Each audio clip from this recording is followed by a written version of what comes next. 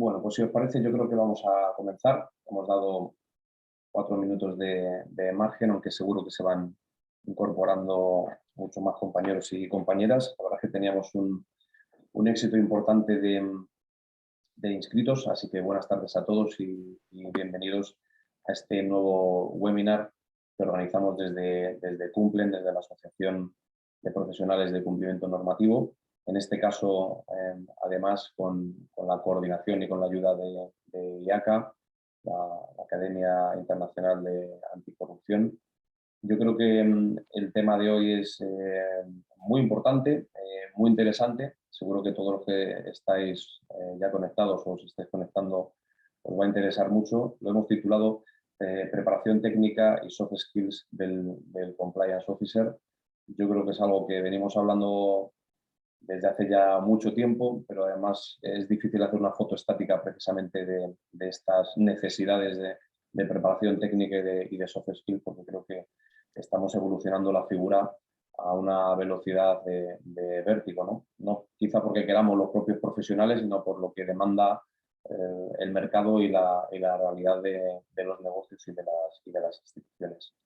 Tengo la suerte de poder moderar esta mesa con tres compañeros y compañeras fantásticos, la verdad es que con perfiles diferentes los tres, lo cual creo que va a ser muy, muy enriquecedor y que ahora mismo paso a presentaros. Empiezo por Martín Zapata. Él es un profesional y académico del área de transparencia, lucha contra la corrupción y compliance, tiene mucha experiencia como consultor y experto para organismos internacionales y universidades tanto en Europa como Asia y Latinoamérica. Actualmente es oficial senior de programas académicos en la Academia Internacional de Anticorrupción en Austria, que forma parte de IACA, que como os decía son coordinadores con nosotros de este evento. Buenas tardes, Martín, gracias por participar. Buenas tardes, Carlos, muchas gracias. Bueno, iba a decir a su lado, como estoy acostumbrado ya a algunas mesas redondas o mesas presentando, pero no a su lado, bueno, cada uno lo estaréis viendo en un sitio diferente. Pero bueno, en pantalla también María Teresa Cantú, ella es abogada especializada en Derecho Corporativo, Competencia Económica e Integridad Corporativa y Compliance. Tiene mucha experiencia en ética y transparencia en México y en Latinoamérica y es miembro de Comexi. Actualmente Teresa es socia directora en CARE, una persona que creo que nos va a dar una visión además diferente a muchos de los que estáis conectados españoles o que conocen más la realidad española y Teresa nos va a dar una visión también, yo creo, en el mundo latinoamericano muy, muy precisa y muy buena para tener más contexto. Buenas tardes, Teresa, muchas gracias por participar. Muchas gracias, Carlos, encantada de participar con Cumple. Fantástico. Y por último, tenemos a Patricia Carretero Sáez, aparte de buena amiga y buena conocida desde hace mucho tiempo, seguro que muchos de vosotros también la conocen. Patricia es abogada especializada en Derecho Corporativo y consultora internacional experta en integridad y cumplimiento. Ha hecho multitud de colaboraciones con muchas organizaciones, ayudándoles a fortalecer su cultura de integridad y de cumplimiento. Tiene, yo diría, pues, las certificaciones más interesantes internacionales en el mundo del compliance y la integridad que existen, tanto en Estados Unidos como en otros países. Tiene el máster de anticorrupción, compliance y collective actions de la IACA, precisamente. Y Patricia tiene ya más de 18 años de experiencia en el mundo corporativo. Ahora es Compliance Senior Advisor en Llorente y Cuenca, y antes de eso pues, ocupó diversos cargos de responsabilidad en empresas multinacionales y algunas empresas importantes familiares. Su último puesto corporativo fue directora del Departamento Legal y Oficial de Cumplimiento en Coca-Cola y Iberian Partners. Así que, Patricia, muchísimas gracias por participar y ofrecernos tu punto de vista en estos temas tan interesantes que vamos a tratar hoy. Pues encantada y muy agradecida de que contéis conmigo. Bueno, pues un placer. Bueno, deciros a todos que tendremos, espero, como soy moderador, lo voy a intentar con mucha fuerza, de verdad, lo prometo, tener unos minutos para vuestras preguntas. Entonces, tanto si las queréis ir haciendo a través del chat como quizá después, pues lo digo por hacerlo más ordenado, casi mejor por el chat, pero bueno, luego si alguno quiere también comentarlo de viva voz, pues también lo intentaremos, ¿vale? Pero para que vayáis tomando nota un poco de cuestiones de las que vayamos hablando y sobre las que queréis que podamos profundizar o si queréis preguntar algo en concreto a alguno de los ponentes. Bueno, compañeros y compañeras, hablamos de la preparación técnica, de las soft skills, de la función, al fin y al cabo, de Compliance Officer, ¿no? Una función que, como siempre decimos, por lo menos aquí en España, no es que nazca, pero sí que se hace palanca a través de la incorporación de la responsabilidad penal de persona jurídica en nuestro Código Penal ya en el año 2010. Quizá fue la palanca donde se potencia la aparición, vamos a decir, más frecuente de este tipo de figuras. Es verdad que han pasado 12 años desde entonces. Yo sigo viendo una profesión joven a la que todavía le queda mucho por avanzar. Entonces, la primera pregunta en cuanto a la función y su definición es ¿cuál creéis que es el mejor perfil para poder acometerla? Es decir, de alguna manera, ¿qué perfil consideráis que es el mejor y también si es compatible con otras funciones, ¿no? Que es algo que pues, muy habitual en el que yo siempre digo lo primero que reina más que una norma es la necesidad, y la necesidad a veces hace que las compañías pues tengan a un director legal más compliance officer o un director de auditoría más compliance officer o a un compliance officer más director de control y riesgos. Entonces, muchas veces se generan, vamos a decir, sinergias o se compatibiliza la función de compliance con otras. Entonces, Martín, empezamos por ti. ¿Qué piensas un poco de todo esto? Gracias, Carlos. Bueno, en primera instancia quisiera decir la palabra que me parece esencial aquí es la adaptación y el dinamismo, ¿no? Porque es una profesión que está cambiando constantemente, está mutando muy rápidamente, como tú mismo lo dices, todavía es una profesión joven. Si lo es en España, imagínate en Latinoamérica, con quienes trabajamos mucho también, que las normas de responsabilidad de personas jurídicas son nuevas. Hace nada más 5 años ya hemos tenido una ola de reformas normativas, ¿no? Si bien ya teníamos en México, eso se ha ido dando en Brasil, en Argentina, en Colombia, en Perú, en Bolivia, y todo ha sido una seguidilla de normas que se han dado en los últimos 5 o 6 años. Entonces, yo creo que aquí algo muy esencial para el compliance officer es la adaptación y el dinamismo.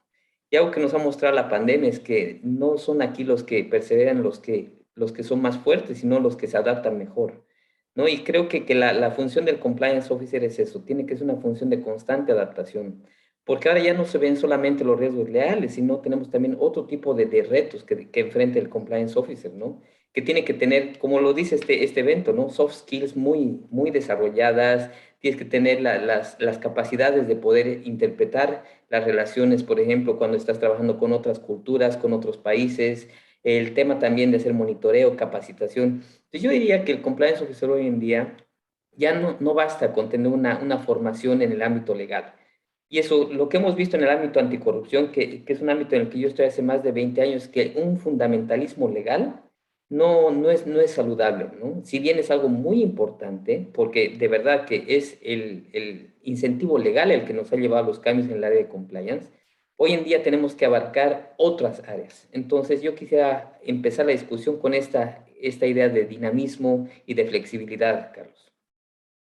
¿Veis algún perfil concreto que pueda, especialmente, creéis que hay algún perfil que especialmente pueda cuadrar con cómo se está definiendo o cómo la realidad define la posición de Compliance Officer? No sé si Teresa o Patricia queréis participar un poco.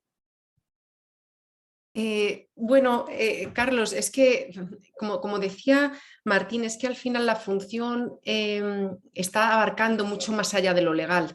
Y por lo tanto, es verdad que en España, ¿no? Y a mí me pasó, al final estás en el departamento legal y te toca esto porque fue, como tú dices, la palanca del Código Penal. Pero te das cuenta que la función de un departamento legal interno y la función de compliance están relacionadas, pero tienen objetivos radicalmente opuestos, ¿no? O sea, yo he sufrido estar con las dos gorras, he sufrido el conflicto de interés que supone. Así que ya separando lo que es una función de otra, que de verdad creo que es muy importante y no siempre se puede hacer, porque para algo se empiezan las compañías y no hay recursos para todo, pero sin embargo, mira, he conocido en mi carrera profesional abogados buenísimos en temas de compliance, aunque tenemos un hándicap que luego lo diré. Ingenieros fantásticos que están haciendo función de compliance espectacular. Gente que está muy relacionada con los riesgos, ¿no? Y que han venido más por la parte de auditoría. En fin, yo realmente no podría decir que hay un perfil o un background en formación especialmente bueno para ser compliance officer. Yo creo que se trata de, básicamente, aunque suene una idea romántica, pero que te guste, que entiendas qué es el compliance, que todavía muchos no lo entienden, que entiendas de verdad cuál es el objetivo y que te encante y te lo creas. Y con eso, pues bueno, lo tienes muchísimo ganado. Como decía un profesor hace poco, decía, empezar siendo buena persona y a partir de ahí viene lo demás, ¿no? O sea, que para el compliance especialmente quizá, ¿no? No sé, Absolutamente. Teresa, ¿quieres aportar algo en este sentido?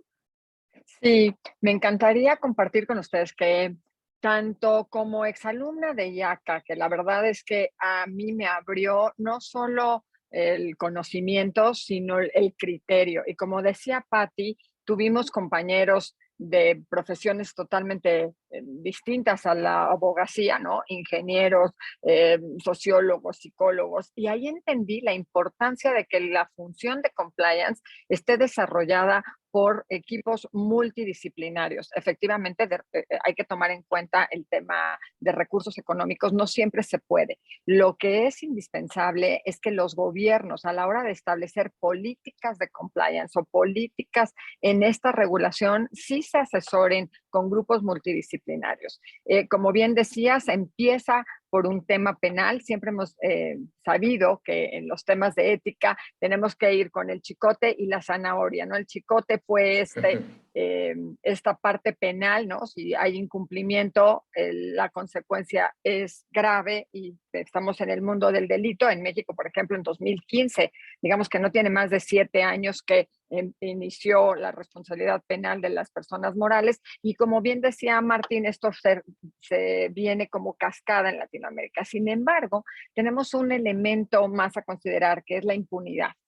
Desafortunadamente, en muchos de los países en donde puede haber una legislación muy estricta en materia de anticorrupción, también hemos encontrado que va de la mano con impunidad. Y entonces esto es la tormenta perfecta, porque si bien existe una legislación y yo de formación profesional o formación profesional como abogada he visto con cierta frustración el hecho de que efectivamente tenemos leyes muy estrictas, sanciones muy fuertes en materia penal, pero después tenemos que trabajar muchísimo con sociólogos, politólogos, psicólogos, para tratar de convencer a todos aquellos que actuamos en este mundo para que se eleven los niveles de ética. Un elemento también importante que me gustaría destacar es la exigencia de la sociedad. Hoy más que nunca, tanto la sociedad y como los inversionistas, y hablaré de esto un poco más adelante, están exigiendo de las empresas un comportamiento ético, apegado a los valores de transparencia y de accountability o de responsabilidad. Entonces, el poder enriquecerte con la opinión de diferentes disciplinas y de diferentes perspectivas, ¿no? Antes peleábamos porque se incluyera a las mujeres, a las minorías. Hoy me parece que lo que tenemos que fomentar es que se incluya a personas de perspectiva y de formación distinta para enriquecer la ética y la transparencia en las sociedades. Muchas gracias, Teresa. Todo lo que decís que tiene mucho sentido, yo pienso lo mismo, ¿no? Yo creo que todos conocemos siempre a un compliance officer que es ingeniero de minas, ingeniero agrónomo, informático, economista, es decir, que con perfiles absolutamente diversos y que hacen una tarea fantástica, ¿no? Se han dotado de equipos que complementan muy bien su sabiduría y su expertise con otras materias, ¿no? Para poder hacer realmente una buena función en ese sentido. Pero vamos un paso más allá. ¿No creéis que precisamente, quizá, lo que estáis comentando, al ser un ámbito cada vez más amplio, ya no solo el compliance penal, sino otro tipo de ámbitos, al ser un perfil diferente, economistas, abogados, ingenieros, hay veces que quizá eso hace difícil hacer una regulación de la propia figura? Es decir, no está demasiado claro porque, claro, cada compañía tiene una u otras competencias, tiene mayores o menores recursos para ejercer, tiene un perfil diferente. Aquí en España, la semana pasada comentaba a algunos compañeros un poco la dificultad de hacer un estatuto del propio profesional del compliance o de tener incluso un colegio profesional, precisamente por esto, ¿no? Entonces, ¿qué pensáis un poco sobre todos estos elementos que acompañan al compliance officer, el tema de la independencia, de moverse con autonomía, de tener un presupuesto propio, de dotarle de la protección del secreto profesional. Es decir, ¿creéis que esto realmente ya está regulado según está? ¿Es suficiente? ¿Necesitamos autorregulación por los sectores y por las asociaciones? ¿Realmente necesitamos un colegio profesional? ¿Cómo se regula la profesión? ¿Cómo la dotamos de la protección que requiere para poder ejercerla de verdad? No sé si aquí, Teresa, quieres comentar. Sí, bueno, lo primero, yo estoy convencida y lo he visto en la práctica, es que la independencia de criterio empieza en el bolsillo. Para poder tener independencia de criterio, lo primero que necesito es independencia de financiamiento. Entonces, me parece que la función del compliance debe tener dentro de las organizaciones un presupuesto propio y sobre todo un reporte. Y aquí tenemos un doble reto, por lo menos en Latinoamérica. Según los últimos datos de los países en donde contamos con esta información, México, por ejemplo, provisto por el INEGI, el 90% de la economía viene de empresas familiares. Entonces, si la cabeza, que es el propietario, que normalmente dirige la empresa, no está convencido de la importancia y sobre todo de la competitividad que genera el apegar el valor de la empresa a los valores éticos, es decir, que la empresa se conduzca conforme a valores éticos y que esto te da una ventaja competitiva, es prácticamente imposible tener avances. ¿Por qué? El compliance officer o el oficial de cumplimiento va a reportar al consejo, pero si el consejo está formado por los propietarios y los propietarios no están convencidos de lo que está reflejándose en los códigos de ética, entonces la labor es prácticamente imposible. Aquí es donde juega un papel importantísimo la sociedad y los medios, porque es la sociedad la que exige digamos que buen comportamiento. Hoy los medios señalan, y además qué bueno que lo hacen, porque esto da a los oficiales de cumplimiento una posibilidad de comprometerse y de comprometer a la empresa. Pero efectivamente, creo que lo señalas muy bien, Carlos, para que esta función efectivamente tenga éxito, necesita independencia de criterio, por supuesto necesita estructurarse, y respecto a la profesionalización y a cómo debe colegiarse, me parece que en todos los países lo que hemos visto es un surgimiento como de champiñones en época de lluvia, de asociaciones de compliance, de grupos de compliance, todo el mundo habla de compliance. Me parece que es indispensable que haya una profesionalización de la función del compliance, porque uno de los mitos alrededor del tema es: si yo soy una buena persona, entonces puedo ser oficial de compliance. No, bueno, siempre es bueno ser una buena persona y tener valores, pero no te alcanza. Tienes que tener exposición primero al conocimiento, a la doctrina, a las mejores prácticas a nivel internacional para que esto te dé una visión global y después puedas tener una actuación local, y ahí el título de esta conferencia, estos soft skills. El oficial de compliance necesita tener una sensibilidad a la realidad que está enfrentando, porque las buenas prácticas o las mejores prácticas a nivel internacional siempre son retadas por la realidad. Teníamos en algunas capacitaciones que dábamos, alguien me dijo: oye, no compliques mi ejemplo.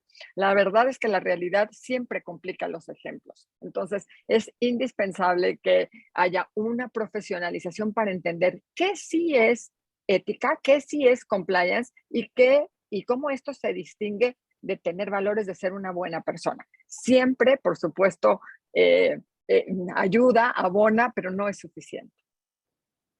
Muchas gracias, Teresa. No sé si Patricia o Martín queréis apuntar algo. Patricia, adelante. Sí, no, fíjate, me he quedado pensando, Carlos, en esto que decías de si es necesario, ¿no? Pues tener como un colegio de abogados, colegio de médicos. Yo no sé hasta qué punto es importante, creo que es muy importante la profesionalización, ¿no? Y creo que aquí las asociaciones de cumplimiento aquí en Estados Unidos, si realmente miramos a todas partes, se ha empezado, ¿no? O sea, al final ha sido una profesión que ha empezado y que las asociaciones de compliance han hecho muchísimo, ¿no? Han creado ofrecen la formación necesaria, ofrecen el tema de certificaciones, que luego te las pueden exigir más o no, pero desde luego te dan una formación enorme y una seguridad importante. Desde luego hace falta, no sé si tiene que ser una carrera, quizá eso es excesivo, ¿no? Pero sí una especialización. Porque a pesar de que, que hay distintas culturas y que eso hay que tenerlo muy en cuenta, etcétera, etcétera, al final si os dais cuenta, si al final veis en lo que es derecho comparado, ¿no? Cómo es el compliance en un sitio y en otro, al final hay como un denominador en casi todos. Habrá unos que lo hacen de una manera, de otras, pero en general, ¿no? Quien de verdad tiene las habilidades y el conocimiento de lo que es el compliance, la integridad en los negocios, etcétera, etcétera, se puede ejercer en todo el mundo. Es verdad que hay temas culturales muy distintos, ¿no? En Asia, en Occidente, y eso es súper interesante cuando empiezas a hablar de temas de cultura, de integridad, etcétera. Lo que nosotros aquí vemos como una cosa normal, en otros sitios les parece disparatado y al revés. Pero teniendo esa salvedad en los temas como más puntuales de cultura, el tema de compliance, lo que es el sistema de compliance, la función en sí, cuáles son sus objetivos, etcétera, es casi igual en todo el mundo, ¿no? Yo resalto el tema de las asociaciones no porque esté aquí Carlos, sino porque de verdad me lo creo y porque yo empecé en esto ya hace mucho tiempo con dos palancas muy importantes. Una, con determinadas personas que me ayudaron cuando a mí me tocaba hacer esto y no se sabía nada del tema, que eran los externos que me ayudaban entonces, y con las asociaciones de compliance officers, porque es que estábamos perdidísimos. Y al final siempre te dan, pues te apuntalan, te dan formaciones, son importantísimos, por ejemplo, el acudir a este tipo de ponencias, porque el tema del compliance está en continua evolución, es muy nuevo, pero es cada vez, bueno, yo no creo que haya muchas materias, bueno, salvo todo el tema digital y todo eso, que ni os cuento, eso ya me parece como imposible de seguir. Pero quitando esa parte, yo veo pocos ámbitos, al menos en lo que son ciencias sociales, etcétera, que vayan tan sumamente rápido, ¿no? Y que tengan tal demanda y tengan tal evolución, con lo cual hay que estar muy, muy al día.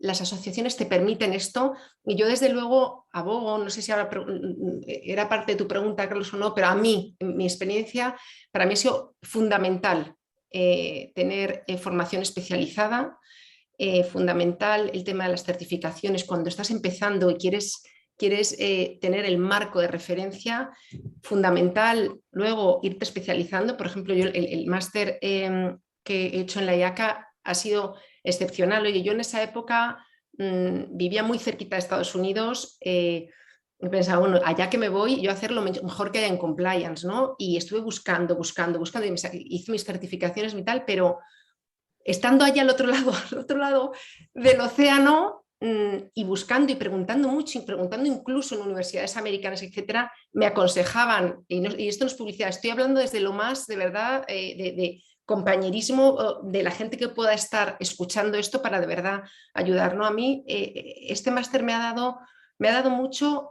sobre todo mucha seguridad en la parte de entender los porqués. Yo soy una persona siempre muy de business, siempre he estado en la empresa multinacional familiar, pero siempre desde dentro, ¿no? Hasta hace como unos 5 años que ayudo desde fuera como consultora. Pero básicamente, cuando estás en una posición, yo estaba acostumbrada casi con criterio, pero a creerte lo que te decían, ¿no? Te mandaban un artículo, te mandaban tal, incluso la ley, la propia ley, ¿no? Que parece que es la fuente primera, ¿no? Pues para hacer la ley hay mucha gente por detrás estudiando, investigadores, no de laboratorio, pero sí investigadores en ciencias sociales que te explican el porqué de las cosas, que hay estudios que te indican si una cosa funciona o no funciona. A mí este máster que me ha parecido muy complicado al principio porque tiene una parte académica a la que yo no estaba acostumbrada y nadie me había enseñado a esto, me ha dado muchísimo, me ha dado, como decía Ter, el criterio, me ha dado la seguridad de poder entender por qué las cosas son así o de no creerme determinadas cosas, de poder cuestionar enormemente cosas que se dicen y se dicen y se dicen y se repiten por unos, se repiten por otros. Y yo seguramente antes de esto era de las que repetía lo que me decían, ¿no? Y tener esta profundidad en el conocimiento de lo que de verdad de verdad funciona, de lo que de verdad está detrás de las cosas, para mí ha sido básico. Y una vez más, eso yo creo que tanto como un colegio, no sé si es necesario, la verdad. Y no lo sé, Carlos, vosotros habéis investigado seguro en otros países que hay, que no hay, ¿no? Y qué es lo que está funcionando. Yo confío y a mí me da, como está hoy, me parece bueno, que es suficiente y que depende mucho de uno mismo, el formarte, el estar al día, el ir a ponencias, el leer, etcétera, etcétera. Sí, a ver, sin duda son muchas cosas. Por la parte que nos toca como asociación, agradeceros vuestras palabras. Efectivamente, yo creo que ante este resurgir del compliance acelerado y una evolución, como decís, tan dinámica, era necesario que surgieran asociaciones, porque si no, no había estas palancas, sobre todo de buscar pues esto, focos de entendimiento, focos neutrales para poder compartir experiencias y demás, y yo creo que eso ha sido fundamental. También creo que hay una palanca importante con lo que tú decías, Patricia, y se lo debemos precisamente al mundo anglosajón, que son los estándares internacionales. Es decir, claro que existe el Código Penal español y el mexicano y el colombiano, quiero decir que todos los países, pero los estándares internacionales nos han ayudado a entender esto como un sistema de gestión. Por eso tú antes decías, y luego seguramente hablaremos también de, oye, los abogados están muy bien porque es una preparación con una, ¿sabes? La cabeza no funciona de una manera, pero luego hay otra parte de metodologías y demás que requieren quizá ver las cosas de otra manera, ¿no? Y los estándares internacionales, que yo creo que se han implantado de manera como la 37.001 que todos conocéis, anticorrupción, de una manera general han sido aceptados y como unas buenas prácticas por multitud de países. Pero yo creo que eso es importante. Yo, mi percepción, y permitirme que de los colegios profesionales, es que me parece que no estamos en ese momento. Me parecería dificilísimo hacer un colegio profesional por varios motivos. El primero, por el propio acceso a la profesión, porque para ser abogado ejerciente tienes que estar colegiado y si no, no ejerces, ¿no?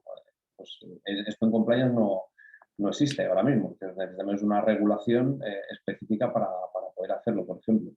Y luego, como decíais, tenemos ingenieros informáticos, tenemos técnicos, economistas, abogados. No sé si todo eso cabe en un colegio profesional donde se van a pedir determinadas, ¿no? Perfiles o conocimientos o experiencias. Aquí me parece difícil.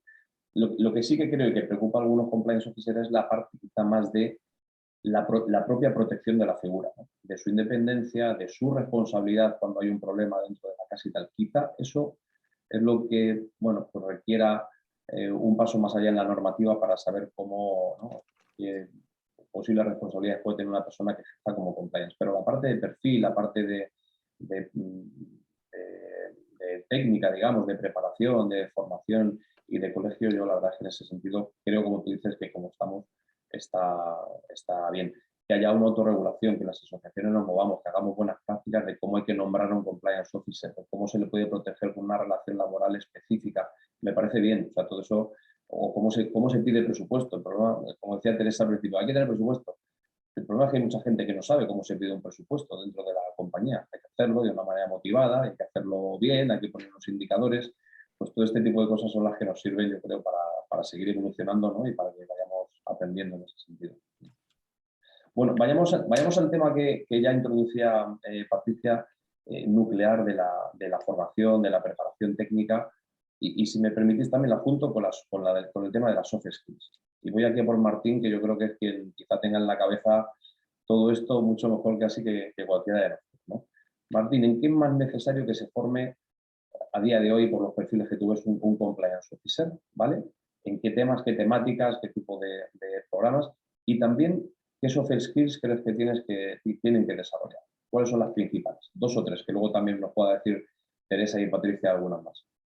Muy difícil pregunta, Carlos, porque lo que hablábamos es un ámbito tan dinámico y ha ido creciendo y ha ido mutando tanto que es difícil encasillar, ¿no? Con ABC. Yo diría, claro, primordial siempre es el ámbito legal, ¿no? Y el ámbito legal no solo local, sino también internacional. Ahora tenemos convenciones que hay que tomar en cuenta y también leyes locales con aplicación transnacional. ¿Quién no va a hablar de la FCPA, de la UKBA, que afectan realmente el ámbito de los negocios de todo el mundo, ¿no? Y ahora estamos viendo más en el ámbito también español, latinoamericano, como las leyes con aplicación transnacional son importantes. Entonces yo creo que el ámbito legal totalmente fundamental. Yo les quiero comentar la experiencia que tenemos desde IACA para el diseño de los programas de maestría, cómo va mutando. Nosotros hemos diseñado la primera maestría en anticorrupción y compliance en el año 2018.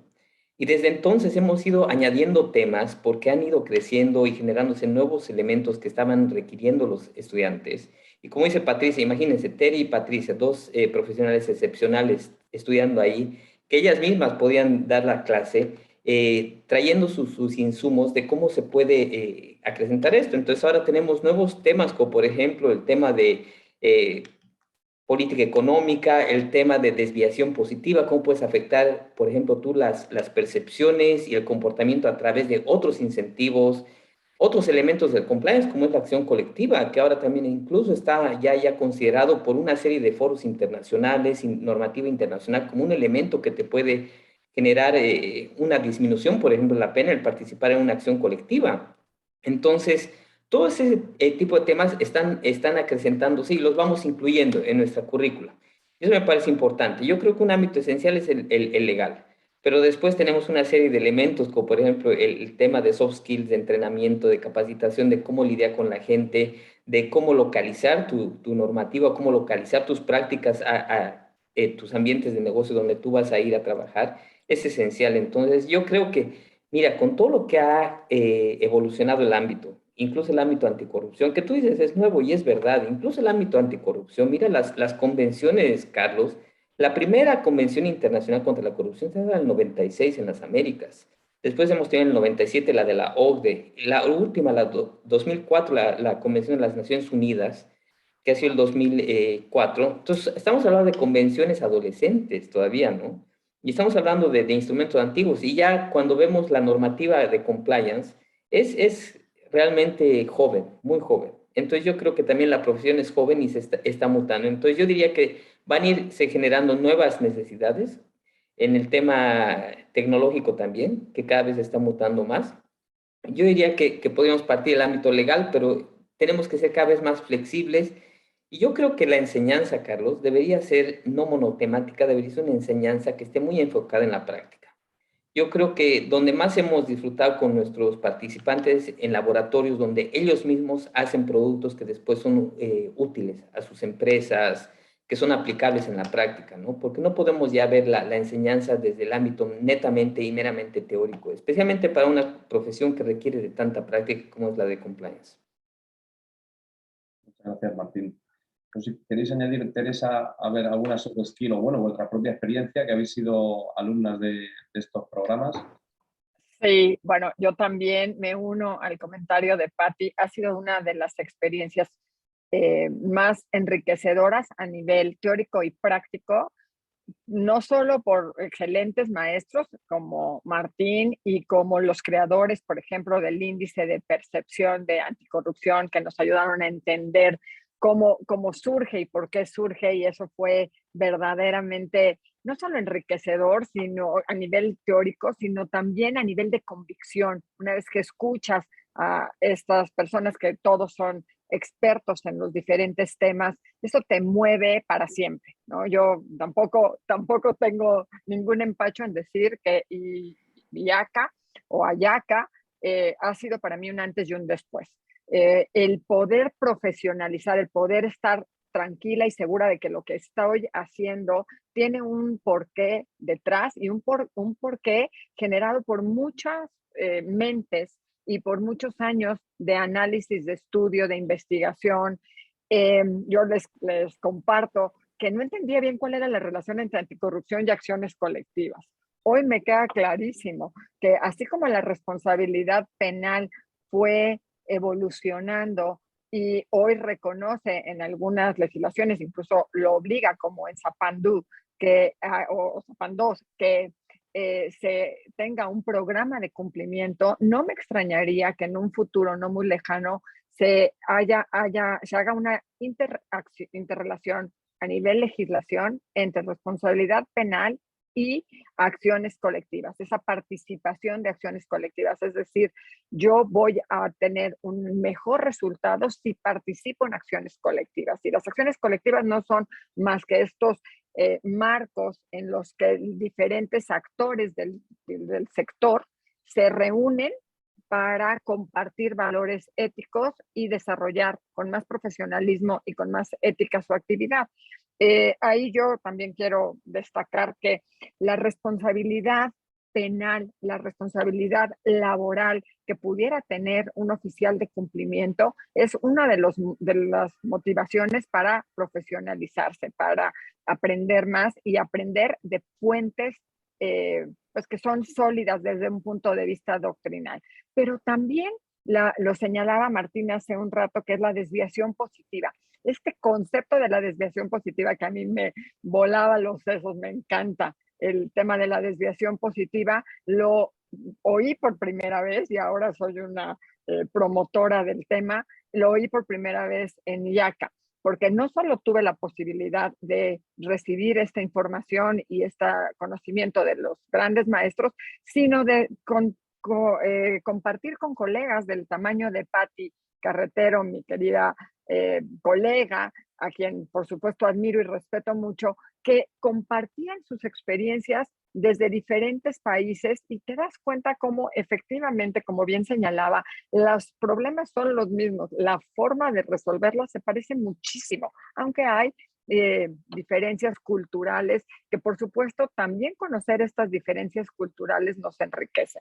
Entonces, sin duda yo recomendaría a cualquier persona interesada en incursionar o experta ya por la práctica en materia de cumplimiento que aumente sus conocimientos a través de una maestría o de un diplomado, pero por supuesto, pues para mí la mejor es IACA. Carlos, perdona, intervengo también por ir un poco a lo que preguntabas de las soft skills, ¿no? Y lo que yo considero parte de la formación técnica que es fundamental, como ya hemos explicado todos. A mí, ¿qué me ha servido en mi experiencia? ¿No? De verdad, cómo convences, cómo conciencias dentro de las organizaciones, qué cosas creo que se valoran en un oficial de cumplimiento. Yo creo que la más importante, la primera es de verdad entender lo que es el compliance y para qué es el compliance, que parece obvio, pero no todo el mundo lo tiene claro. Esa es la primerísima. La segunda es la empatía. Yo creo que es fundamental ponerse en los pies de los empleados de la compañía, ¿no? Que son los que al final son los que toman los riesgos, los que se comportan de una manera u otra y pueden poner en peligro tanto a ellos como a la compañía, ¿no? O sea, creo que la empatía es fundamental desde el punto de vista de entender también cuáles son sus objetivos, cuáles son sus preocupaciones, etcétera. A veces los compliance officer / abogados o tengas de formación que te metes en tu despacho, te haces tus políticas, te haces tu sistema, tu tal, y muchas veces nos olvidamos, ¿no? de las preocupaciones, los objetivos, etcétera, que tiene el resto de la compañía. O sea, que yo creo que la empatía es fundamental y para eso también es fundamental tener skills en toda la parte de comunicación, de saber comunicar, de saber entrenar, de saber capacitar a otros. Y para eso es fundamental la escucha activa una vez más. Al final todo está muy relacionado, ¿no? Muy importante también la cercanía, ¿no? En la compañía, o sea, no encerrarse en el despacho, y esto ya sé que se dice, pero hay que hacer un esfuerzo enorme. O sea, parece fácil de decir, es difícil de hacer, porque uno llega a la oficina, tiene 20.000 cosas que hacer, te pones delante del ordenador y pum, pum, pum, pum, pum, y de pronto se te ha pasado el día, ¿no? Pues hay que salir del despacho, hay que hablar con la gente de negocio, hay que hacer el esfuerzo, que no es perder el tiempo, es todo lo contrario. Y luego otra cosa que a mí me ha funcionado muchísimo con la gente de negocio, tanto hacia arriba como hacia abajo, es toda la parte de hacerles partícipes, o sea, utilizar técnicas de cooperación. El tema de la cooperación y de contar con el resto para el diseño de los programas, para el diseño del código, para entender los valores, etcétera, etcétera, hacerles partícipes es fundamental. Hay muchos estudios que han demostrado que la parte de la legitimidad, ¿no? Que se vea de verdad que el compliance está legitimado mucho más que andar por los temas de las sanciones. Y los sistemas sancionales, que yo sé que son muy importantes y que tienen que estar ahí, determinados sistemas, lo que son los sistemas formales tienen que estar, pero si nos olvidamos de los informales, toda la parte de la cultura y toda la parte de verdad de motivar a las personas, ¿no? Y sacarles esa motivación de integridad intrínseca que tenemos todos y que ahí está, a largo plazo es muchísimo más efectiva que ir con es que si no, con el tema de la prohibición, con el tema de es que si no hay una sanción, etcétera, etcétera. Ya hay muchísimos estudios que demuestran que eso funciona en un porcentaje mucho más bajo del que podemos pensar. Así que formarse en esa parte, formarse en cuáles son los factores que de verdad ayudan a una cultura de integridad y cumplimiento y cuáles son los factores que la perjudican, porque hay en los dos sentidos, es fundamental. Y luego toda la parte de formarse en temas de ciencias del comportamiento básico, entender qué nos mueve a las personas. El compliance es puro comportamiento, el saber qué nos mueve a actuar de una manera u otra, entender qué racionalizaciones hacemos todos para justificar comportamientos propios que a lo mejor no son tan adecuados, propios o de otros. También es básico. Y poder entender y aplicar determinados recursos que las ciencias del comportamiento nos aportan en nuestro trabajo como compliance officers. Hay determinados mensajes que depende cómo los des, incluso en qué momento del día los des, incluso dentro de una comunicación cómo los incluyas, etcétera, etcétera. No os podéis imaginar lo que cambia. Y eso, por ejemplo, ha sido muy utilizado, y Martín lo sabrá de sobra, en temas más en el sector público, y sin embargo en el sector privado todavía se está empezando y no está muy desarrollado, pero los efectos son súper positivos y probados. Así que yo os diría que un poco todo eso, o sea, la empatía, la comunicación, entrar en temas de ciencias del comportamiento, fundamental, contar con el resto de la organización para que cooperen, enseñarles por qué ellos son importantes en esto, cuál es el rol que tienen dentro de la compañía, cómo ganan con el compliance. Todo eso acerca a la función al resto y la hace partícipe, ¿no? Y esa parte es muy importante. Y otra cosa, explicar los porqués. O sea, a la gente no le gusta nada que vayamos diciendo esto está prohibido, esto está prohibido, esto está prohibido, y si lo haces, aquí tienes el castigo. Es que a lo mejor hay 2 de 100 personas que tienen la capacidad de entender que si hacen esto pasa esto, que es las posibilidades de ser pillado, que eso, esa racional o esa manera de razonar lo hace muy poca gente porque vamos muy rápido. Entonces al final el tema es más complicado y más simple a la vez. Pero es importante estar cerca. ¿Por qué se vea la función de compliance muchas veces? Y esto nos pasa, nos ha pasado a todo, que, no, y perdonad la expresión, pero qué coñazo estos de compliance, están aquí otra vez, ahora la formación, el tal, estoy hasta arriba de trabajo y ahora me tengo que poner el vídeo para ver esto, para tal, para cual. Es muy complicado. Entonces, es fundamental la cercanía, y es fundamental que ellos entiendan que esto no es un tema solo de evitar responsabilidades y sanciones, que esto es un tema de ganar mucho, de ganar la compañía en crecimiento sostenible, de ganarla ellos mismos como profesionales, etcétera, etcétera. Pero una vez más ponernos en sus zapatos. Y la humildad de todos, que es que todos podemos fallar y todos lo hemos hecho seguro, en un momento dado, en el día a día, etcétera, etcétera.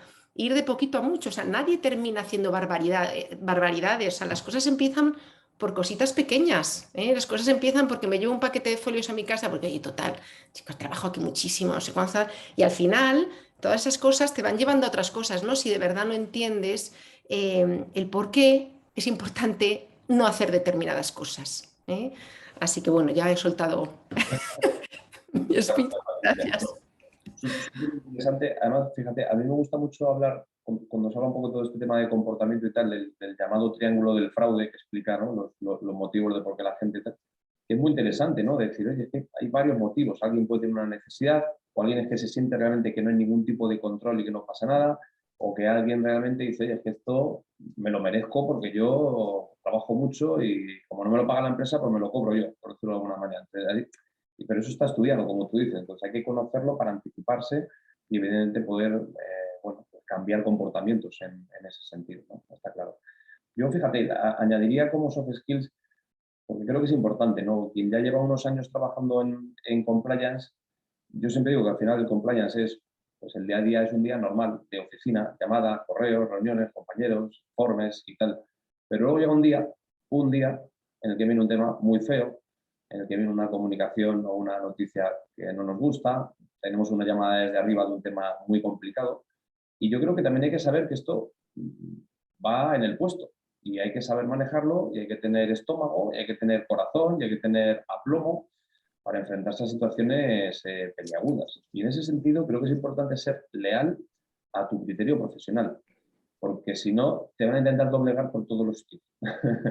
Hay tal nivel de presión o de interés por unos u otros lados que es posible que te intenten doblegar. Yo creo que tenemos que ser en ese sentido muy leal al criterio profesional que tienes y mantenerte firme, sabiendo que puede haber consecuencias, como ya lo hemos visto en algunas organizaciones, importantes, pero de alguna manera hay que asumirlo. Yo siempre digo que no tenemos una profesión de alto riesgo, es decir, no somos unos bomberos, entendedme, pero sí que hay días complicados que hay que saber dar el do de pecho y saber estar, y ese día, pues evidentemente, en uno u otro momento puede llegar. Yo creo que eso es importante. Y luego, como tú decías, Patricia, creo que hay un tema fundamental y es el conocimiento del negocio y esa empatía con otra persona. Claro, hay una persona en nuestra organización que su objetivo de ventas es increíblemente agresivo, está agobiado, dependen muchas personas de él, ve cómo está el mercado, pues hay que ponerse en su situación para conocerlo, no para justificarle cualquier cosa que haga, pero sí para saber con quién estamos hablando, qué le está pasando por la cabeza, qué tensiones tiene. Y todo esto es muy importante, yo creo. Entonces, como tú bien decías, meterse en una burbuja, hay mucha gente que dice, no, lo mejor es, tú tienes tu burbuja, eres el compliance y cuanto más externo a todo, mejor, porque se haces un trabajo más objetivo. Yo considero que eso no te da ningún tipo de protección, es todo lo contrario. Es una burbuja que pinchas así, metes el dedo, ¿entendés lo que? O sea, no es ninguna burbuja, tienes que conocer el negocio y pegarte al negocio. Eso no significa que todos tus informes, tus diagnósticos vayan alineados a lo que el negocio quiera hacer, pero cuanto más lo conozcas, pues evidentemente más informado vas a poder estar para ayudarle, ¿no? Para ayudar a la organización y hacerlo bien, que es al final lo que se pretende. Entonces yo creo que eso es cierto que es muy interesante lo que habéis dicho los tres, así que muchas gracias. Oye, viendo un poco... Entonces, Carlos, si me permites Sí. agregar un punto en este soft skill, yo diría que breve y bueno, 2 veces bueno. Cuando llegas con un mamotreto de este tamaño para recordarle a la gente lo que tiene que hacer, tiene que estar escrito, tiene que estar documentado, tiene que conocerse para algunas noches de insomnio, siempre es buen material, pero si logras poner los valores y qué es lo esencial de un código de ética, el famoso ethos, en una imagen, eso ayuda muchísimo. Y el otro punto que te quiero compartir de experiencias, he tenido el gusto de hacer varias especialidades en el IPADE, que es esta escuela de negocios. Y un titán del pensamiento, que es Carlos Llano, decía que había que tener apertura de mente y firmeza de criterio para cualquier cosa que hagamos en la vida, ¿no? Y me parece que esto resume muy bien el soft skill que necesita el Compliance Officer. Yo añadiría, si me lo permiten, precisamente para el Compliance Officer, la sensibilidad. Sí tienes que salirte de la oficina. Parte del trabajo del Compliance Officer está en el campo. No hay forma de hacer un buen programa de cumplimiento si no sabes qué es lo que está pasando y no entiendes los retos que está enfrentando el área de ventas, el área de compras, el área de importaciones, ¿no? Tienes que salirte. Yo he sostenido que ser ético en la cocina de tu casa es bastante sencillo y no estoy, admiro mucho a la gente que tiene el don culinario, pero estar en la barandilla, donde están los tiros, y ser ético, para eso sí se necesita mucha preparación, mucha pasión y mucha convicción. Muchas gracias, Teresa. Muy buenos puntos. Muy buenos puntos. Lo de la brevedad me ha gustado especialmente, porque es cierto que creo que pecamos a veces, ¿no? De las políticas, los manuales, los procedimientos tremendamente largos en ese sentido. Bueno, ya hemos hablado un poco de la función, de su definición, de algunas características como su independencia, el presupuesto propio, etcétera. Y ahora sobre todo también de su parte de formación y de soft skills. Entonces, viendo un poco esto, os pregunto, ¿hacia dónde creéis que va el mercado laboral? Cada uno estáis en una posición, ahora mismo yo creo que diferente, incluso creo que yo también. ¿Hacia dónde va el profesional? ¿Va hacia la hiperespecialización? Al revés, va hacia un compliance, como decís, más dinámico, más global y como un gestor de diferentes compliance verticales. Va hacia un tema de los indicadores no financieros, los ESG, la sostenibilidad y por ahí. ¿Cómo se va a desarrollar el campo laboral creéis dentro de todo este entorno de compliance? Porque yo siempre digo que, claro, ahí están los penalistas, los analistas de riesgo, los técnicos de compliance, ahora los técnicos en cuanto a tecnologías de cumplimiento, los investigadores, los gestores de canales de denuncia, es decir, hay los auditores, hay un montón de profesiones en torno a todo esto. ¿Cómo va a evolucionar todo esto? Martín, tú que quizá tienes ahí una visión de qué hacen los alumnos de IACA después, ¿no? Cuando acaban. Mira, Carlos, yo creo que vuelvo a lo que decía al principio, ¿no? Es una función sumamente dinámica y se ha vuelto en una industria, se ha convertido en una industria. Ahora nos dicen que el ámbito anticorrupción y de compliance se ha vuelto una industria donde tiene servicios, pero para cada actividad del compliance officer, ¿no? Y también tenemos herramientas tecnológicas. Solamente hace falta googlear algún servicio y ahí está, ¿no? Para el compliance officer. En ese sentido, yo creo que la persona que va a trabajar en compliance tiene que ser una persona bastante abierta en su mente para añadir a su bagaje de conocimientos varias áreas, no solo el área legal. Lo que les decía desde un principio, ¿no? Y ahora lo hablaban tan claramente, ¿no? Que no basta con ser abogados y ser un fundamentalista legal, sino que tenemos que abarcar otras ramas del conocimiento, ¿no? Y una de ellas es también hasta la psicología, ¿no? Que como lo decía, ¿no? Hablar con la gente, entenderla, etcétera, ¿no? En ese sentido, yo creo de verdad que es importante la profesionalización, es importante la preparación y es importante también la constante preparación, que eso también al ser una profesión que muta tanto, es necesario. Mira, yo te puedo dar algunas experiencias en el ámbito anticorrupción. Hace 20 años que se empezaba todo este mecanismo de implementación de normativa internacional y luego empezaron los mecanismos de revisión de las convenciones internacionales, incluso la convención de la OCDE que te habla sobre el soborno transnacional tiene sus mecanismos de revisión. Y ahora estamos llegando a un punto donde está empezando una serie de críticas, donde dicen que hemos hecho simplemente hasta ahora un ejercicio de ticking boxes que se llama, ¿no? Cumple o no cumple. Tiene normativa, cumple. Tiene aquí una oficina a cargo, cumple. Y un poco eso va a pasar también en el ámbito del compliance, ¿no? Que muchas veces, por eso se habla tanto del compliance de papel, ¿no? Que tenemos en 2 hojas de papel nuestro compliance, nuestro programa de compliance para mostrarlo a las autoridades. Y tenemos que ir mucho más allá ahora, ¿no? Se está hablando ahora de atacar las causas y las causas profundas que pueden causar riesgos de corrupción, ¿no? Y eso no solo en el ámbito público, sino mucho en el ámbito privado también. Y ahora se está hablando de cómo podemos tener una visión distinta, ya no esa visión, como te digo, ¿no? De industria, desde el compliance del ABC y listo, sino también abarcar otros temas que puedan ser profundos y que puedan atacar también causas, qué sé yo, hasta en lo cultural, ¿no?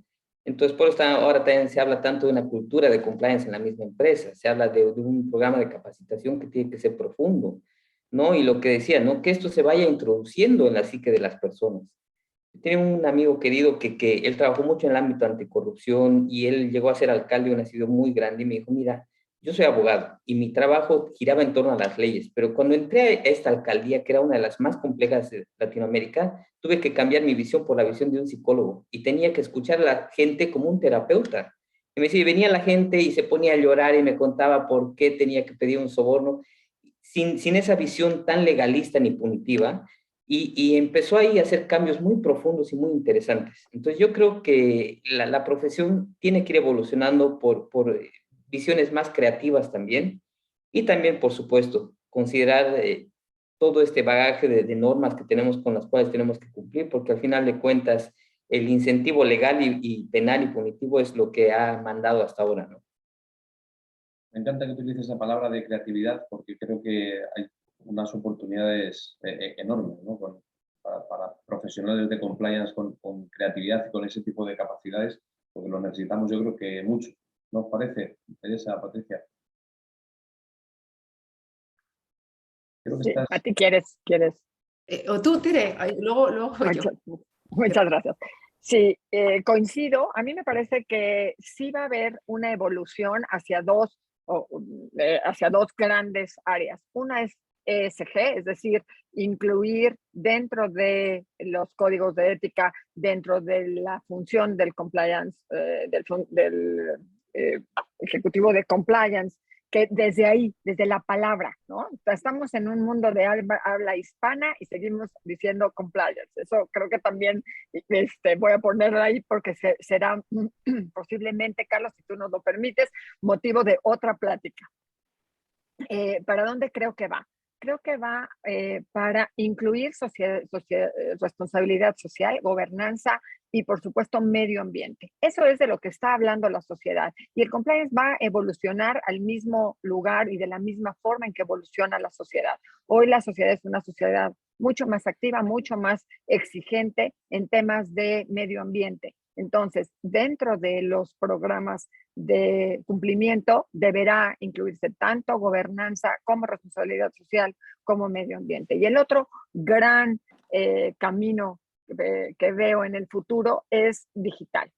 Todas las plataformas digitales, cómo se va a interactuar a nivel de instrumentos digitales, a través de plataformas digitales, a través de este tipo de aparatos. Tenemos que recordar también aquí que aquí el mundo se está dividiendo y se está dividiendo de una manera retadora en áreas urbanas y áreas rurales, porque por lo menos en Latinoamérica el 67% de las personas en áreas urbanas tiene acceso a Internet y solo el 23% en áreas rurales. Esto es un gap que va a generar, por supuesto, una diferenciación en la sociedad y tenemos que ser muy cuidadosos de si estamos convencidos de lo que estamos haciendo, como lo estamos, de aumentar el nivel ético en las sociedades y además recibir este impulso que la sociedad al evolucionar genera en los oficiales de cumplimiento.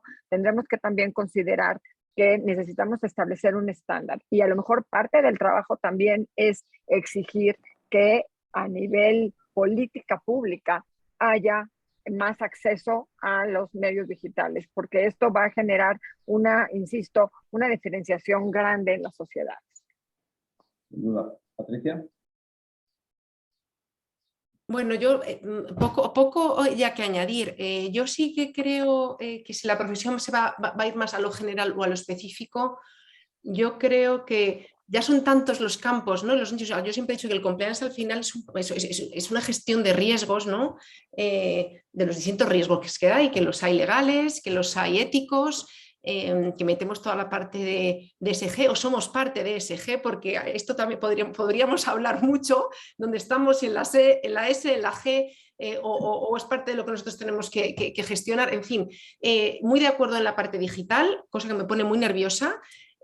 Porque yo ahí me tengo que aplicar pero bien y no sé si ya esta cabeza me da para eso con mis años, pero ahí vamos claramente y es básico, pero yo creo que no creo que vayamos a un tema, o sí, habrá dentro del compliance, al principio todos éramos compliance de todo, ¿no? Pues supongo que empezaremos igual que la medicina, igual que abogados, hay abogados especialistas en derecho de familia, hay abogados especialistas en derecho penal, ¿no? Hay traumatólogos y tal, pues supongo que con el tiempo, conforme esto vaya cogiendo aún más entidad, pues nos iremos especializando. Yo siempre he dicho que yo la primera vez que tuve que manejar un programa de compliance, nadie hablaba de compliance ni nadie hablaba de programa, y fue en materia de derecho de competencia en Coca-Cola, y lo digo porque se puede decir porque fue público.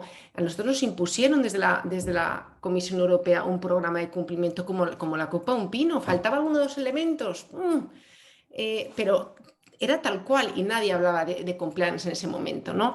Entonces, por supuesto que necesitas especialistas y si no lo eres tú, necesitas a un abogado especialista en temas de competencia, un abogado especialista en temas digitales. No puedes saber de todo, ¿no? Con lo cual, yo creo que sí, yo creo que se va a ir a la especialización, pero es fundamental entender el todo, ¿no? O sea, por ejemplo, el programa este de la IACA, de que es anticorrupción, es uno, ¿no? Vemos el paraguas de compliance, es uno de los riesgos que quiero evitar, la corrupción. Es uno, hay muchísimos, ¿no? Pero al final te das cuenta que el compliance es un instrumento, ¿no? Al final es un conjunto de medidas organizativas, de procesos, de etcétera, etcétera, donde tienes distintos controles para controlar que no pasen determinadas cosas, ¿no? Y yo, como especialista en temas de cultura, creo, y tengo que incidir en esto, creo que es importantísimo, de verdad, tener conocimientos sobre este control, el control cultura, porque sin este control, el resto de controles terminan fallando clarísimamente, ¿no? Así que, bueno, pues eso te diría. Yo creo que habrá especializaciones porque no puede ser de otra manera. Yo pienso lo mismo, ¿eh? Pero al final, fíjate, yo creo que la virtud que tenemos que ver en el compliance es en el método, como tú dices, en el paraguas. Y quizá por eso estamos viendo cómo otras verticales normativas se van metiendo en compliance, porque con este método prevengo, tengo controles, analizo los riesgos, me anticipo a cosas que pueden pasar. Quizá antes no te habías dado cuenta, pero claro, esto ocurre realmente con muchísimas normas, ¿no? Entonces es lógico que cada vez tenga, digamos, más globitos dentro de ese abanico, ¿no? Por eso también le da tanta importancia a los estándares internacionales y las buenas prácticas, porque fijaros, con la nueva norma, claro, cabe cualquier marco normativo ahí metido, pero al final es lo de siempre, planificas, ves los riesgos, pones controles, generas cultura, haces formación y todo ello te vale para tener una gestión adecuada de los sistemas de compliance. Bueno, voy a coger el testigo de las últimas cosas que decía Teresa y Patricia en cuanto a lo digital. Hablemos un poco de lo digital, de la transformación digital, del LegalTech y este tipo de cuestiones. Yo siempre diferencio dos cosas. Uno es cómo los profesionales del compliance podemos ayudar, y más después de todo el tema de la pandemia y del COVID, a la transformación digital de las organizaciones, donde hay todos estos riesgos nuevos de protección de datos, de ciberseguridad, de contratación en modelos cloud, etcétera, etcétera, y que de alguna manera tenemos que, como decía Patricia, conocerlos bien, tener especialistas y demás. Esa es una, es decir, cómo ayudamos a la gestión de riesgos en la transformación digital de las compañías, pero luego decidme también cuál es vuestra visión de cómo los propios profesionales del compliance están utilizando las tecnologías para acometer de manera eficaz su función. Somos buenos en utilizando las LegalTech, las RegTech y todas las tecnologías que hay ahora de análisis de riesgos, canales de denuncia, documentación, lectura de documentación automática con inteligencia artificial, hay un montón de herramientas que nos posibilitan automatizar tareas. Decidme un poco cómo veis ambas cosas. No sé quién quiere participar primero. A ver si me permiten. Y después quisiera escuchar la visión de Tere, de ti, Carlos, de Patricia, que ustedes están en el campo, ¿no? Yo lo puedo decir desde una perspectiva tal vez académica, un poco de mi conocimiento del tema anticorrupción, pero el uso de tecnología realmente ya no es un lujo, es una necesidad hoy en día, ¿no? Y vemos, por ejemplo, en la función del compliance, por ejemplo, el uso de software para hacer la debida diligencia, como tú dices, ¿no? Canales de denuncia. Para capacitación me parece esencial, ¿no? En una experiencia personal lo puedo decir, el tema de capacitación en línea nos ha ayudado tanto a llegar a lugares donde antes no podíamos haber llegado, ¿no? Te cuento, o sea, nosotros antes dábamos clases y tú tenías que venir a Viena 7 veces y se hacía muy complicado para la gente, ¿no? Entonces ahora lo podemos hacer en línea y de verdad creo que ha ido saliendo bien y cada vez tienes una cercanía más amplia con los instructores.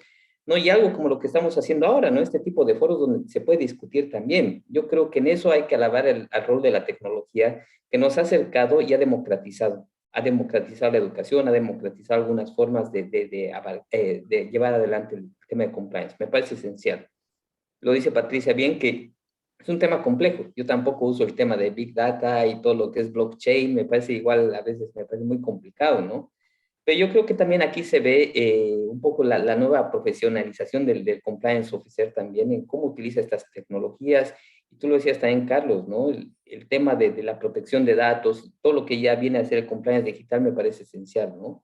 Y cada vez tienes más normas, ¿no? En la Unión Europea tienes las nuevas directivas para la protección de datos personales, lo propio está sucediendo en Latinoamérica. Entonces yo creo que es un tema complejo, un tema necesario, pero a la vez creo que si sabemos utilizar bien las tecnologías y aprovechar lo que nos da, y esta es la mejor muestra, lo hacemos de forma gratuita, con un costo bajísimo, podemos llegar y conversar y mira, estamos hablando gente desde Austria, México, España, y cuántos amigos nos estarán viendo desde otros países, me parece algo fabuloso, ¿no? Que no lo había, yo no lo podría haber imaginado hace 20 años. Teresa, ¿cómo lo ves tú? Sí, yo creo que la digitalización acortó el mundo, lo hizo pequeño y alargó los horarios, porque también es cierto que a partir de que trabajamos en esta forma, trabajamos de sol a sol, pero a nivel mundial, ¿no? Antes trabajábamos de sol a sol, nada más en el país donde estábamos, lo cual ha traído grandes ventajas. También creo que recibimos una doble pandemia, una pandemia por un virus que todos conocemos, que de COVID-19, y una pandemia de información y de desinformación. información. Y Uy, creo que Teresa Se nos cortó. salió de manera repentina, además sí, como que se ha cortado. Bueno, vamos a esperar que vuelva a entrar, espero que se dé cuenta ella, seguro que sí. Patricia, ¿nos cuentas tú algo del tema de transformación digital? Eso me tienes que contar tú a mí, ¿eh? Pero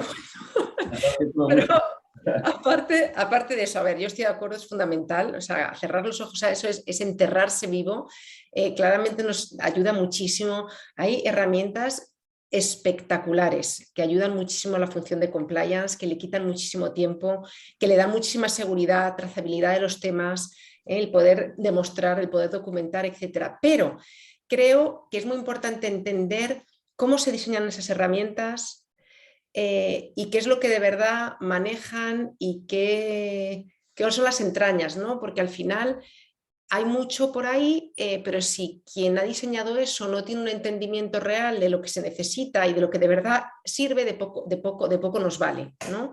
Pero vamos, es básico, es absolutamente básico, y en todo el tema de la formación, de la capacitación. Lo que pasa es que creo que no hay que poner todos los huevos en la misma cesta, es decir, yo creo que hay que variar, ¿no? En la manera de acercarse a la gente, en la manera de hacer los controles, porque al final mecanizar todo demasiado y quitar la parte humana desvirtúa mucho la función, y creo que ahí perderíamos y saldríamos al final todos perdiendo. Pero vamos, que lo digital, en fin, si es que, en fin, ¿qué me vais a contar, no? Si es que ahora se puede comprar una parcela en el metaverso y casarte con uno en el tal, es alucinante. O sea, que sí, que es que decir otra cosa es no estar en este mundo. Muchísimas ayudas en eso y cosas buenísimas. Y a vosotros, que os voy a contar, Carlos, yo, para los que estéis tal, porque yo como lo cuento todo, no tengo ninguno, no estoy casada con nadie, gracias a Dios.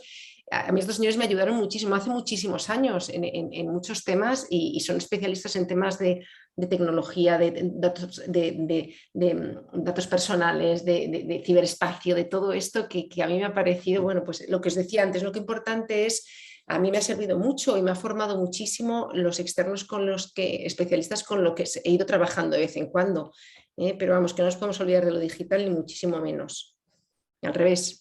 La verdad es que, gracias Patricia, la verdad es que los retos son tremendos, y si antes hablábamos de los retos del compliance en el entorno digital, pues es que se multiplican, como tú dices, y si todavía no hemos solucionado un montón de cosas aquí en el mundo, vamos a decir, analógico, ahora debemos empezar a solucionar otros temas en el metaverso, lo cual ya es increíble, ¿no?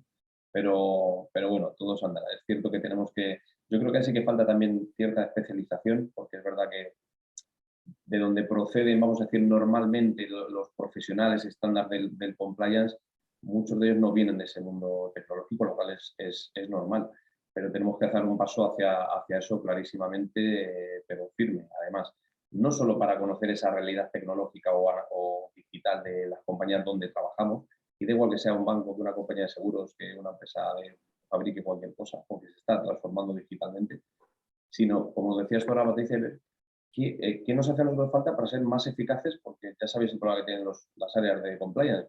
Normalmente no tienen mucho más presupuesto ni mucho crecimiento y tal. Bueno, vas con tus recursos, con tu presupuesto y demás, pero con eso tienes que hacer muchas cosas y cada vez con mayor alcance. Entonces, o lo hacemos de una manera eficiente, o si no, sin duda, en algún momento ese equilibrio se rompe, ¿no? Bueno, como mientras se nos ha ido Teresa hasta que se pueda conectar, sí que tiene una cosa, Patricia, que me interesa mucho por tu perfil y ya nos conocemos, sobre los propios retos del compliance, pero en tres ámbitos. Uno es, y hemos hablado poco, de los jefes, ¿vale? De la dirección, de a quién reportamos, de los órganos de gobierno, qué debemos mejorar ahí. Hacia eso, hacia los empleados ya hemos hablado un poco, pero bueno, si quieres contarnos también alguno más, pero también hacia terceros.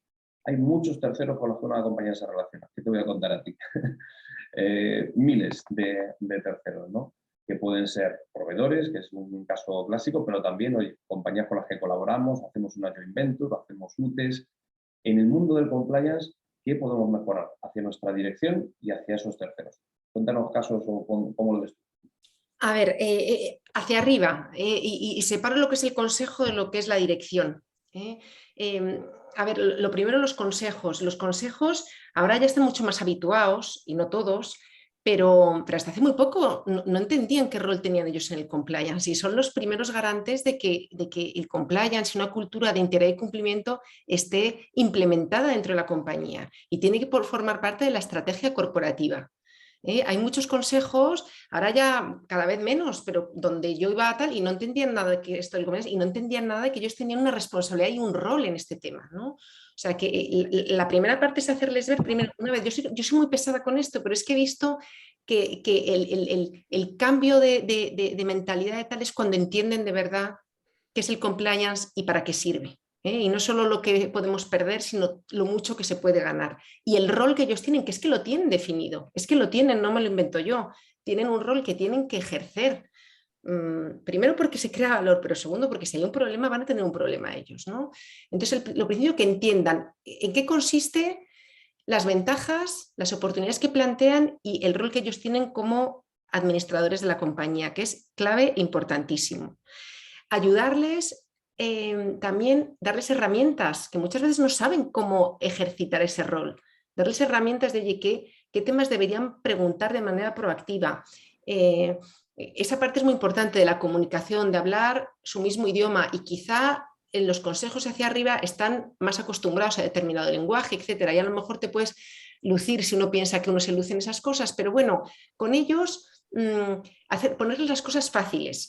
Una cosa que decía Teresa antes muy importante, por Dios, al consejo no le podemos contar todo lo que queremos. Cuando nos apasiona este tema, queremos contar todo lo que hemos hecho y decirles a la trabajera que nos hemos metido. Y ellos están a 20.000 cosas, a ellos hay que darles de todo lo que hacemos esto. Hay que ser breves, hay que ponérselo fácil. Para que nos quieran escuchar el próximo día y ver cómo se aporta valor, ¿no? Desde la función de compliance, que se aporta muchísimo. Eso respecto al consejo. Y una vez más, explicar los porqués. Respecto a la dirección, un poco lo mismo, ¿no? Al final son los responsables de poner en marcha esa estrategia corporativa que tiene que tener dentro de esa estrategia corporativa que en principio diseña o ayuda a diseñar el consejo también la dirección, ¿no? Y ponerla en marcha. Y con los directivos, una vez más, ponernos en sus zapatos, entender ellos por qué se mueven y qué les mueve, volverles a explicar el por qué esto es importante y que vean el importante rol que tienen y cómo y su rol de influencers dentro de lo que es el resto de comportamiento de los colaboradores, ¿no? Y de los empleados. Al final de poco sirve tener un código de ética y decir que somos todos maravillosos cuando luego en el día a día están exigiendo otras cosas. Es importantísima, por ejemplo, la coherencia de lo que se dice, es importantísimo lo que se comunica y se comunica de muchas maneras. No solo se comunica en la cartita que se pone firmada por el presidente o por el director general en el código de ética, o sea, se comunica mucho más en el día a día, mucho más cuando se están exigiendo los objetivos y que entiendan lo que es compatible y lo que no es compatible. Eso es fundamental.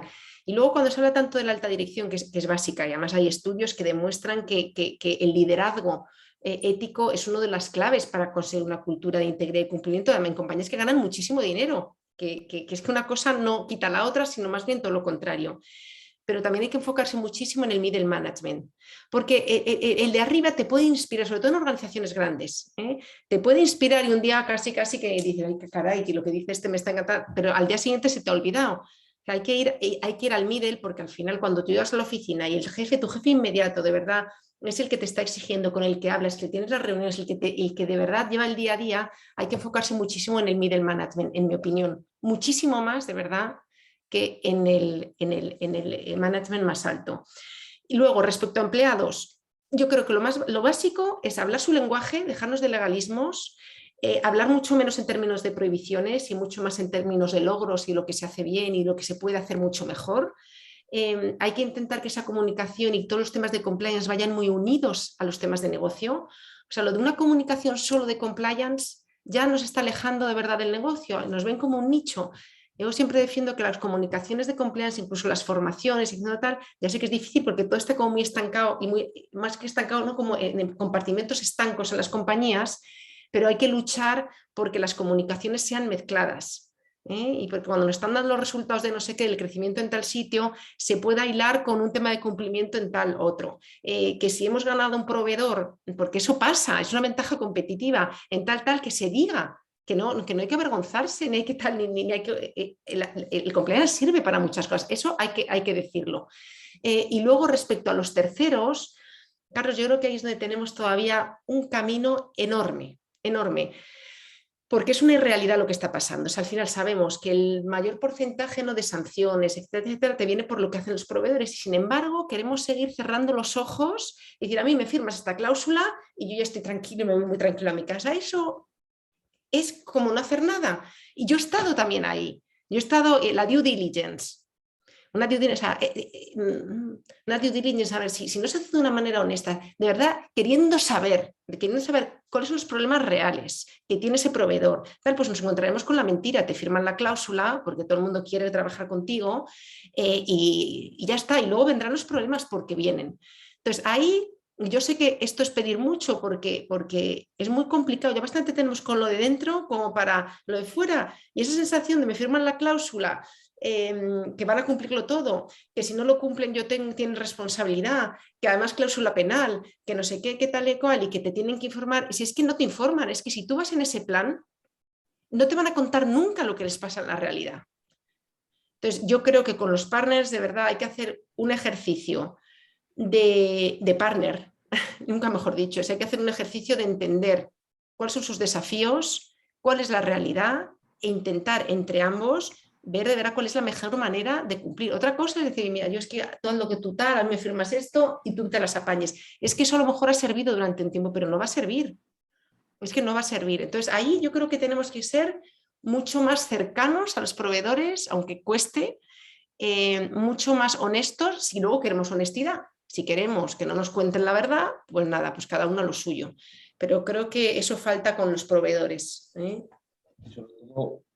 Sobre todo que al final hay una volumetría brutal, porque claro, si manejas miles de proveedores, tienes que hacer due diligence de todos, es decir, ahí sí que apelo un poco a lo que decía Martín, tenemos que ser, creo que, más creativos, o utilizar tecnología, o de alguna manera ser más, como tú dices, coherentes con los riesgos reales. Yo para trabajar con este proveedor, realmente, ¿qué necesito y qué le voy a pedir? Pues claro, si le pido 33 preguntas para luego homologar en compliance, y luego de protección de datos y de ciberseguridad y tal, bueno, la normativa, la directiva que viene ahora en Europa sobre el tema de derechos humanos, de sostenibilidad, es decir, que las obligaciones de third party compliance van a ser mayores. Pues inundaremos de burocracia a todo para al final, como tú dices, que no haya bueno, una consistencia real por detrás de eso, que diga, bueno, ¿estamos mejor o no estamos mejor? ¿Confiamos más en esa compañía o no? Yo creo que eso efectivamente hay que buscarlo. Teresa, has ido a hablar de la disrupción digital y me han dicho que se te ha cortado la luz. Vamos. Hay que pagar la luz. Hay que pagar la luz. Esto nos devuelve otra vez la bueno, pero esto me da oportunidad, Carlos, si me lo permites, de establecer cuál es una realidad también de la salud del sistema digitalizado, ¿no? Pasan estas cosas y entonces de repente estamos como si estuviéramos en sesión espiritista, ¿estás ahí, no estás ahí? Entonces creo que esto es lo que estamos enfrentando, fue parte de lo que vivimos en la pandemia. Yo nada más ahí, si me lo permiten, quisiera compartir con ustedes que debido a mi experiencia profesional, he tenido una estrecha relación con la industria farmacéutica en México y en Latinoamérica. Y me parece que hay que destacar que precisamente la telemedicina y la salud digital tomó un auge importantísimo a partir de la pandemia, algo que se veía como un futuro lejano y no teníamos claro cuál iba a ser la posibilidad real de que sucediera, se llegó y fue inminente. Ese es un punto. Y también en ese sector les puedo compartir que este tema de los terceros, ¿no? Me parece que todas las empresas en todos los sectores tienen estas cláusulas y hacían un poco de, bueno, yo llego hasta aquí porque ya no puedo ver más allá o no quiero ver más allá de eso. En el mundo de la industria farmacéutica, específicamente en Latinoamérica, esto no es más una posibilidad. Esto se corta de tajo porque hay una exigencia tanto de las autoridades como de la regulación y de la sociedad en general de decir, tú eres responsable de lo que suceda desde que se fabrica el medicamento hasta que se retira del mercado cuando ha expirado o bien cuando, o hasta que se aplica o se ingiere por algún paciente. Entonces, esto que ya tenemos que voltear y ver qué está pasando en otros sectores, en otras industrias, para comprender que aquello que señalaban por FCPA, que es échale un ojo a los terceros, porque si no, no te voy a creer que tu programa de cumplimiento de veras es eficiente, hoy es ya una realidad en muchas latitudes y en muchas industrias. Entonces, no podemos seguir con esta visión parcial. Tenemos que hacer ese trabajo y efectivamente aplicar el método. Yo ahí lo que podría compartir de mi experiencia es hacer revisiones. No puedes revisar todo, a veces no hay capacidad para hacerlo, pero sí, una vez más, remangarte las mangas, salirte del escritorio, irte a la práctica y ahí hacer revisiones y sí cancelar contratos y también ayudar a las pequeñas y medianas empresas porque son quienes más pierden con la corrupción, pero también para quienes más difícil es luchar contra la corrupción. Y entonces las empresas grandes o medianas tienen un deber y además un incentivo, porque en la medida que toda la cadena, el famoso blockchain, esté protegido, es más fácil que por ahí no se meta un tema de riesgos, que finalmente el compliance no es más que identificación, organización y mitigación de riesgos. Sí, adelante. Cojo esta idea que comentas y la uno con una pregunta que nos hacía en el chat Francisco Rico. ¿Qué tal, Francisco? Ya veo que estás por aquí. Que es muy interesante porque, claro, de alguna manera dice, oye, muchas de las cosas que estamos hablando sobre cómo concienciar a quien decide que tiene que implantar el compliance, yo creo que hemos hablado mucho de todo esto, pero es verdad que quizá con un perfil hacia grandes compañías o grandes corporaciones. Pero como tú dices, ¿cuál es la realidad de la pequeña y mediana empresa? ¿Cómo aterrizamos ahí el mensaje del compliance? ¿Por qué la necesidad? ¿O es la presión viene oye, hay un castigo penal? Es decir, ¿cómo convencemos a estas compañías de otro tamaño a que también necesitan compliance? Sí, me parece que sí es una ventaja competitiva, pero necesitan sacar la cabeza y necesitan exigir y solicitar esta ayuda, porque solas es muy difícil.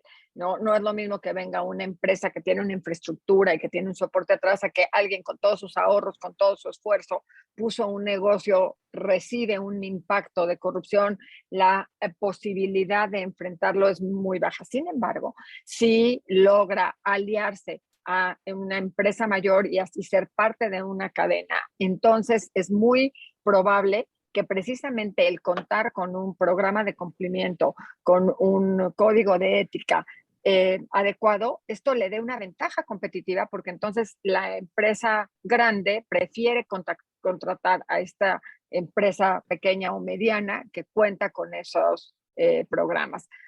También es importante decir que no puede ser un traje one size fits all, ¿no? No puede ser un traje de una sola medida. Sí hay que hacer el código y el programa específico para cada empresa. Hay métodos, como lo decía Martín hace rato, tú googleas y ya básicamente te salen una serie de toolkits o de manuales de cómo hacerlo y ahí pues hay varias instituciones que ayudan. UNODOC es una de ellas. APEC es otra donde se puede encontrar mucho apoyo para pequeñas y medianas empresas. Muchas gracias, Teresa. No sé si Patricio o Martín queréis añadir algo, ya estamos terminando. Sí, muy brevemente. El tema de cómo empaquetamos el mensaje, ¿no? Una experiencia. Cuando me ha tocado ir y promover prácticas y políticas anticorrupción o de compliance, siempre ha sido un problema para mí ver con el tema de la sanción, ¿no? Que si no haces esto, mira, te va a caer esta sanción, te van a caer estas multas, ¿no?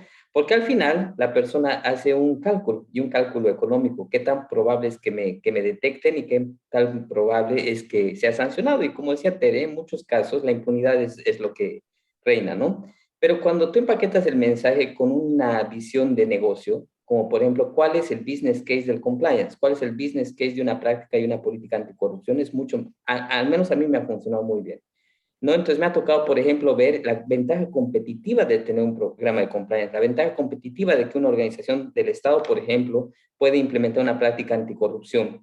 Y al ver eso y ofrecerlo como un paquete de que realmente, mira, te puede ir mucho mejor, no tanto el tema de la sanción, sino te puede ir mejor y puedes ahorrarte esto y puedes tener estas ventajas, realmente creo que puede ser algo mucho más interesante. Lo digo desde una perspectiva personal, puede haber otras, pero cómo empaquetamos el mensaje me parece esencial, ¿no? Y siempre buscando el business case de cómo es el tema de anticorrupción y compliance, Carlos. Muchas gracias, Martín. Pues nos queda apenas un minuto, así que os iba a pedir un minuto a cada uno para dar un último mensaje a quien se quiera dedicar a compliance o todavía no esté convencido, nos esté escuchando. Pero ¿qué os parece si lo limitamos a unos 20 segundos cada uno? Un mensaje muy claro de ¿qué le diríais a alguien que se quiere dedicar a compliance? Venga, Martín, empezamos por ti.